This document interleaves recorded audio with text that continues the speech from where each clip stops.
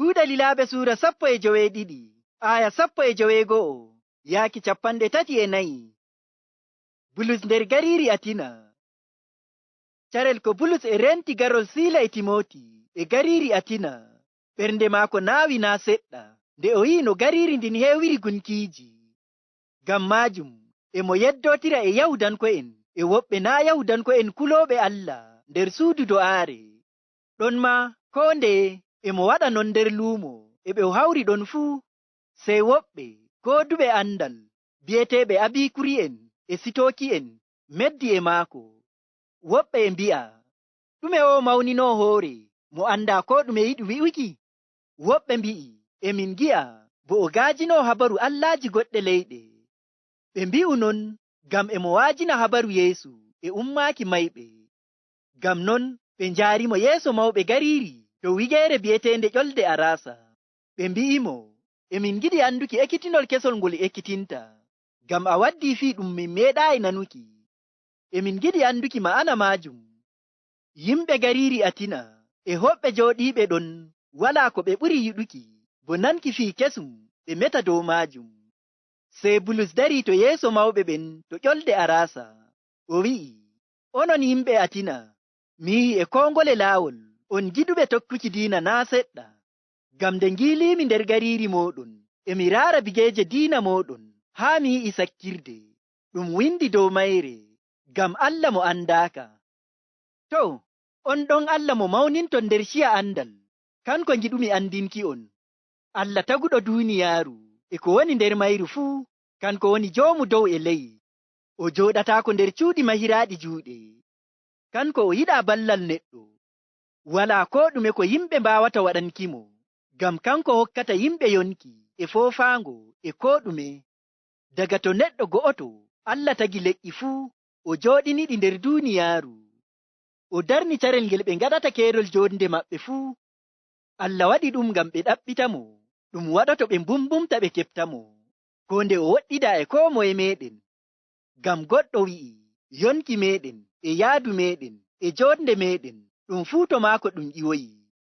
Non ma woɓɓe gimooɓe mooɗon mbi'i, goonga enen ma en lenyol maako. To, nde en lenyol Allah, haanaayi kammoɗen emo nandi e goɗɗum gaɗiraaɗum e jinaari, ko e ajurfaari, ko e hayre cahaande, ko e goɗɗum ɗum neɗɗo waɗiri nyumo muɗum. Allah munyani yimɓe ko ɓe ngonno nder ciya andal, amma jooni emo wi'a yimɓe fuu ko to e tuuba, ngam o resi nyalnde nde o waɗanta duuniyaaru kiita nder goonga. O waɗay cuɓaaɗo maako waɗa kiita kan. O tabbitinani ɗum yimɓe fuu nde o umminimo daga mayde. Nde ɓe nani Bulus e meta dow ummaaki mayɓe, woɓɓe njalimo, woɓɓe bo mbi'i, emin giɗi ɓeyda metankimin dow fii ɗum wonde nyalnde. Sey Bulus dilli aliɓe, amma woɓɓe njaɓi ko Bulus wi'i, tokki Yeesu. Nder maɓɓe e woodi goɗɗo nder kawtal ƴolde Arasa bi'eteeɗo Diyoniisiyus, kanko e debbo bi'eteeɗo Damaris, nden e woɓɓe. Bo non no nanɗen nder ayaaje ɗe njannguɗen ɗo'o, ko Siila e Timoti ngara diga gariiri Biriya, Bulus waɗi ka yiilaaki nder gariiri Atina, emo raara no gariiri ndin wontindiri. En nani ɓernde maako metti naa seɗɗa nde o wi'i gariiri ndin fuu e heewi gunkiiji. Aya 16 yaaki 17 wi'i, carel ko Bulus e renti garol Siila e Timoti e gariiri Atina, ɓernde maako naawi naa seɗɗa nde o yi'i no gariiri ndin heewiri gunkiiji. Ngam maajum emo yeddotira e Yahudanko'en e woɓɓe naa Yahudanko'en kulooɓe Allah nder suudu do'aare. Ɗon ma koo ndeye emo waɗa non nder luumo e ɓe o hawri ɗon fuu. En nani Bulus waɗi ka medduki e Yahudanko'en e nattuɓe diina maɓɓe dow Annabi Iisaa, haa ma e ɓe ngeddotira nder suudu do'aare. Non ma o waɗi ka waɗuki e ɓe o hawri fuu nder luumo, emo tabbitinana ɓe wiiki, Annabi Iisaa woni kisnoo ɓii Aadama diga hakke e kiita Allah gareeka nyalde darngal mo Allah liloyi. Aya 18 yaaki 20 wi'i, sey woɓɓe gooduɓe andal bi'eteeɓe Abikuri'en e Sitoki'en meddi e maako. Woɓɓe e mbi'a, ɗume o mawninoo hoore mo annda ko ɗume yiɗi wi'uki? Woɓɓe mbi'i, emin gi'a bo o gaajino habaru allaaji goɗɗe leyɗe. Ɓe mbi'u non ngam e mo waajina habaru Yeesu e ummaaki mayɓe. Ngam non ɓe njaarimo yeeso mawɓe gariiri to wigeere bi'eteende ƴolde Arasa. Ɓe mbi'imo, emin giɗi anduki ekkitinol kesol ngol ekkitinta, ngam a waddii fii ɗum min meeɗaayi nanuki. Emin giɗi anduki ma'ana maajum. En nanii ɗo'o Bulus hawri e woɓɓe marɓe andal naa seɗɗa bi'eteeɓe Abiikuri'en e Sitooki'en. Abiikuri'en e ekkitina wiiki neɗɗo nder jonde muɗum to duuniyaaru ɗo'o nyaama, yara, waɗa fuu ko ɓernde muɗum yiɗi, ngam nanana hoore muɗum belɗum, ngam to maayi shikenan. Ngam non neɗɗo nder jonde muɗum to duuniyaaru ɗo'o waɗa ko yiɗi, nana belɗum, to maayi shikenan. Sitooki'en bo e ekkitina wiiki to neɗɗo tokkirana ko ɓernde muɗum yiɗi, ngam naa ko ɗume woni boɗɗum. Ngam non ko neɗɗo waɗata fuu nyuma to dow tawu, tokkira ɗum hakkiilo. Abiikuri'en e Sitooki'en ɓe fuu ɓe njaɓaayi e woodi ummaaki mayɓe nyalnde darngal. Kamɓe e yiiki maɓɓe iya jonde ɓii Aadama ɗum to duuniyaaru ɗo tan to maayi shikenan, waato ɓe njaɓaayi e woodi kiita nyalnde darngal. Ngam non nde ɓe nani Bulus e waajina wiiki Annabi Iisaa maayi ummake daga mayde ngam hisnuki ɓii Aadama diga hakke e kiita Allah garayka nyalnde darngal, sey ɓe njawimo e ɓe njalamo e ɓe mbi'a, ɗume o mawnino hoore muɗum mo anda ko ɗume yiɗi wiiki?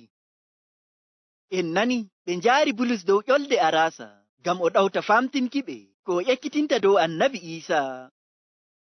Ƴolde Arasa ƴolde mawnde nder gariiri Atina, to yimɓe kawrata e nana ekkitinolji feere-feere. En nani ɓe njaari Bulus ton yeeso mawɓe gariiri ndin ngam o famtina ɓe ko o wi'ata dow Annabi Iisaa. Aya 21 wi'i, yimɓe gariiri Atina e hoɓɓe jooɗiiɓe ɗon walaa ko ɓe ɓuri yiɗuki bo nanki fii kesum ɓe meta dow maajum. Yimɓe gariiri Atina ko ɓe ɓuri yiɗuki woni ɓe nana fii kesum ɓe ngaɗa ka metuki dow maajum e ɓe ngeddotira, ko moye e holla andal muɗum. Aya 22 yaaki 23. Sey Bulus dari to yeeso mawɓe ɓen to ƴolde Arasa, o wi'i, onon yimɓe Atina, mi yi'i e kongole laawol on giɗuɓe tokkuki diina naa seɗɗa, ngam nde ngiiliimi nder gariiri mooɗon e mi raara bigeeje diina mooɗon haa mi yi'i sakkirde ɗum windi dow mayre, ngam Allah mo andaaka. To, on ɗon Allah mo mawninton nder ciya andal, kanko ngiɗumi andinki on. Ɗo en nani nde Bulus dari yeeso maɓɓe, o arti mantuki ɓe ngam tiiɗal maɓɓe dow diina. O wi'i ɓe, onon yimɓe Atina, mi yi'i e kongole laawol on giɗuɓe tokkuki diina naa seɗɗa, ngam nde ngiiliimi nder gariiri mooɗon e mi raara bigeeje diina mooɗon haa mi yi'i sakkirde ɗum windi dow mayre, ngam Allah mo andaaka. To, on ɗon Allah mo mawninton nder ciya andal, kanko ngiɗumi andinki on. Yimɓe gariiri Atina yimɓe jaggantoɓe gunkiiji naa seɗɗa. Ko ngole lenyol e woodi ngunkiya muɗum, ko ndiye leydi bo e woodi ngunkiya muɗum. Ngam non yimɓe ƴiwoyɓe diga leyɗe feere-feere ngari gariiri Atina, ko moye e woodi ngunkiya muɗum. Ngam non gariiri ndin fuu e heewi gunkiiji. Ngam tiiɗal maɓɓe nder diina e ɓe njaggano ko iri ngaye gunkiya, haa ma ngam kulol to wiiki ɓe ngejjiti wonga gunkiya nga ɓe njaggantaako. Ngam non e ɓe njaggano Allah mo andaaka, waato ngam kulol to wiiki ɓe njagganaaki wonga gunkiya, hanjum waɗi e ɓe njaggano Allah mo andaaka.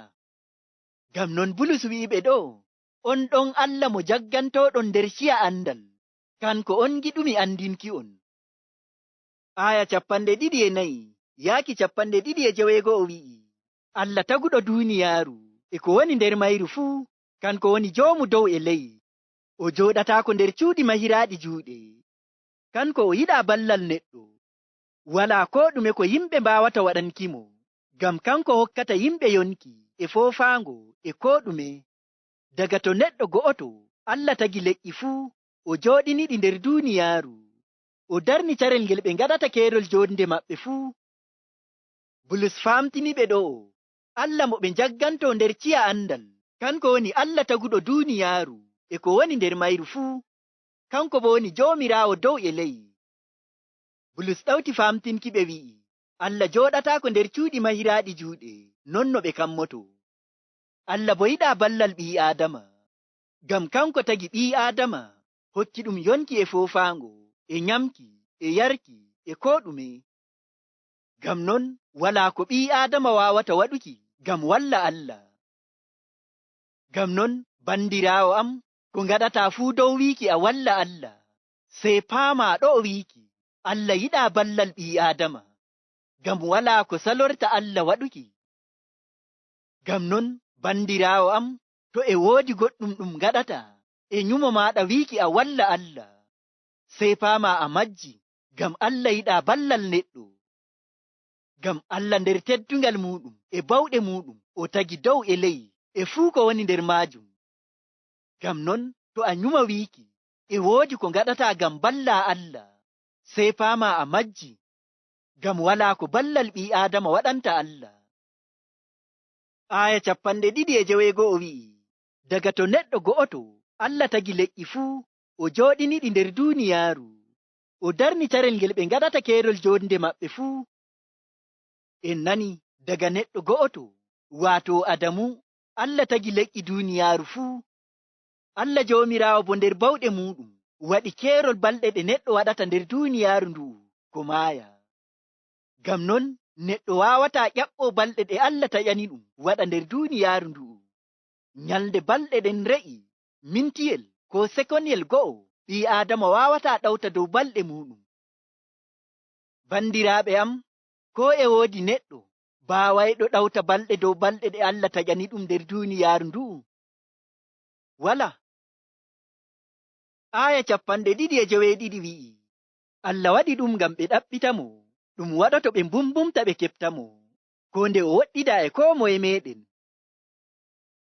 Bandiraaɓe am, sey paamen wiiki, Allah joomiraawo darni keerol balɗe ɗe ngaɗeten nder duuniyaaru ndu'u ngam ɗaɓɓiten mo.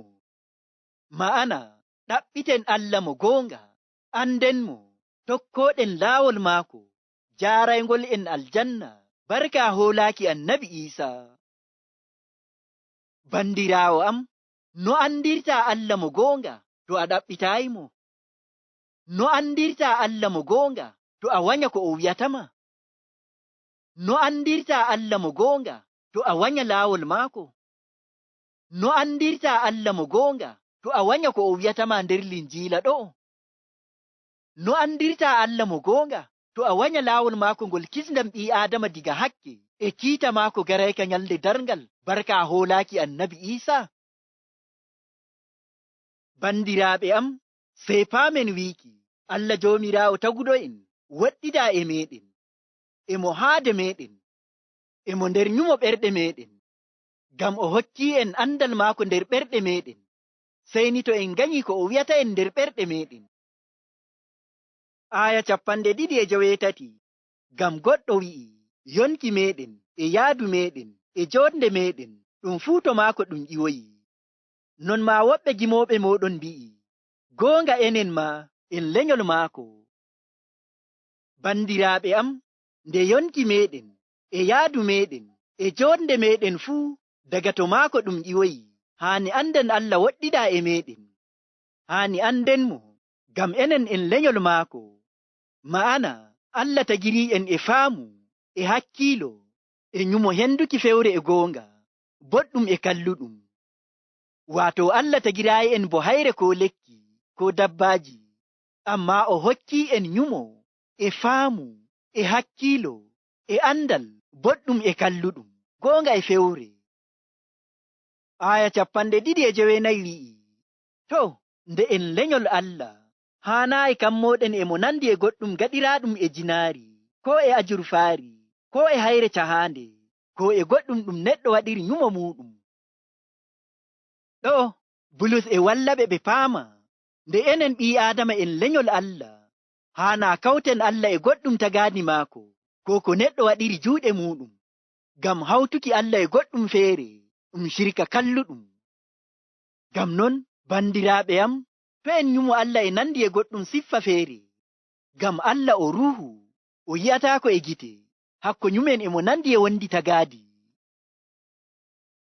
Aya 33 wi'i, Allah munyani yimɓe ko ɓe ngonno nder ciya andal, amma joni e mo wi'a yimɓe fuu ko to e tuuba, ngam o resi nyalnde nde o waɗanta duniyaaru kiita nder goonga. O waɗay cuɓaaɗo maako waɗa kiita kan, o tabbitinani ɗum yimɓe fuu nde o umminimo daga mayde. En nani, e jaamanu ciya andal ko e jaamanu jahiliya, Allah munyani yimɓe ɓe ngaɗi ka jagganaaki gunkiiji nder ciya andal. Amma joni Allah e wi'a yimɓe fuu tuuba kolo Yeesu almasihu wato annabi Isa mo o liloy ngam hisnuki ɓii Adama diga hakke e kiita maako garayka nyalde darngal. Ngam Allah siryake nyalde nde waɗanta duniyaaru kiita.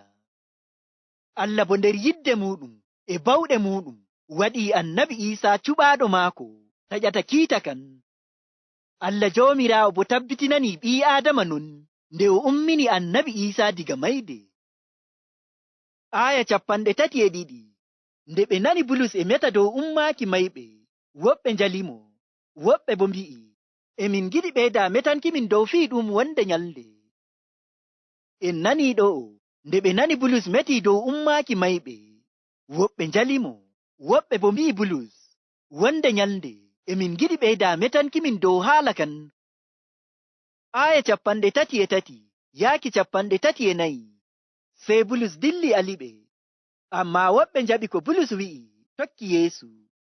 Nder maɓɓe e woodi goɗɗo nder kawtal ƴolde Arasa bi'eteeɗo Dionisius, kanko e debbo bi'eteeɗo Damaris, nden e woɓɓe. En nani, diga ɗon Bulus dilli aliɓe. Woɓɓe njaɓi ko Bulus wi'i, ɓe kooli annabi Isa. Nder maɓɓe haa e ardiiɗo ƴolde Arasa bi'eteeɗo Dionisius e debbo bi'eteeɗo Damaris, nden e woɓɓe. Nder ayaaje ɗe janguɗen ɗo, bandiraaɓe am, en nani Allah joomiraawo siryake nyalde nde waɗanta duniyaaru kiita. Ngam non emo wi'a ɓii Adama fuu tuuba kolo Yeesu almasihu wato annabi Isa mo o waɗi ngam hisnuki ɓii Adama diga hakke e kiita maako garayka nyalde darngal. Ngam non bandiraawo am an hettindittoɗo, sey tuuba koloɗa annabi Isa keɓa yaafuya hakke maɗa e kisdam diga kiita Allah garayka nyalde darngal, ngam keɓa nattuki wuro Allah wato aljanna. Bandiraawo am an hettindittoɗo, ta wanyu goonga Allah ka nanta ɗo, jaɓu koloɗa annabi Isa ngam kisa diga kiita Allah garayka nyalde darngal, natta wuro Allah wato aljanna. Allah joomiraawo hokkuma faamu ɗum nder ɓernde maɗa. Amin.